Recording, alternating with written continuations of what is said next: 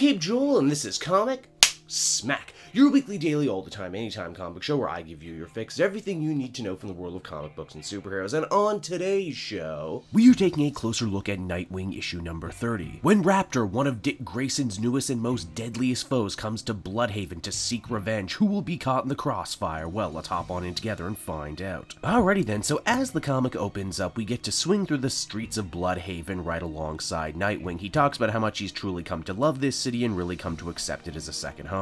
He also feels like he's actually managed to do some good for the streets after he took out the second hand, who was actually Spiral, from flooding the streets with a bunch of superhero killing weapons. Now this has all actually managed to have one hell of a ripple effect throughout the underworld of Blüdhaven. Newly crowned Kingpin Roland Desmond is facing a ton of blowback from the Whalers and other Blüdhaven city gangs. You see, it was that exotic weapon pipeline that was allowing the new blockbuster to stay in power, and now that Nightwing has dealt with it, his grasp on the city is beginning to slip just a bit. But we'll come back to this particular episode of Blüdhaven's The Wire in just a minute. You see, Nightwing gets a very important call to deal with a bunch of Cobra cultists who have attacked a political fundraiser. It would seem the local scandal-ridden governor has been taken hostage by a group of bad guys. Nightwing deals with them but realizes that this is kind of out of Cobra's wheelhouse, but that this kind of firebrand message crime would be exactly up the alley of his old pal and sort of kind of mentor, Raptor. You'll remember the last time these two fought, Raptor worked really hard to try and undermine all of Batman's teachings to Dick to try and get him to join his side, saying that the rich and the powerful can never be crusaders for good, that they can only be agents of the status quo, and that Nightwing would be a lot better served if he joined him. Now, Raptor was always a pretty competent fighter, but Nightwing notes that he may have actually become more dangerous after his time in jail. Mainly, he's doing a lot more collateral damage than he ever did before, even doing stuff that flies directly in the face of his own moral code and ideology.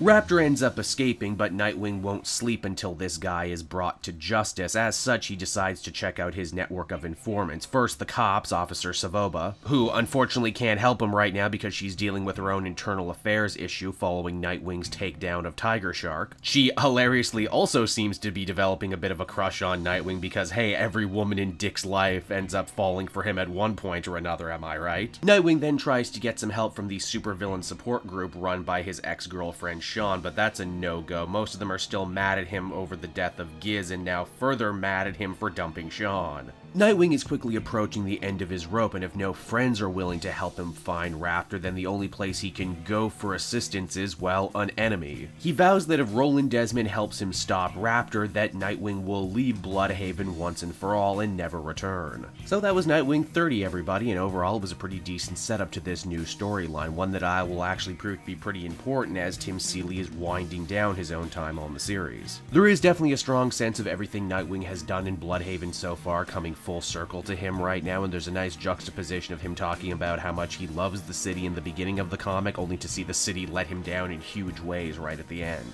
I also dig seeing Raptor again. Nightwing has had many contenders over the years to be his arch nemesis, but I like what Seeley brings to the table here, a villain who not only can challenge Dick on a physical level, but on an ideological one too. Overall, I'd give this issue an 8 out of 10, so that's Nightwing, everybody. I hope you enjoyed it, and as always, why not check out some of the other videos I have available. Then you can follow me on social media at Cape Joel. And if you like what you see and want to become a patron, you absolutely can. For as little as $1 a month, you'll have exclusive access to videos and podcasts before anybody else. So until next time, everyone, this has been Cape Joel. Thank you so much for watching, and I'll see you all again later. Bye-bye.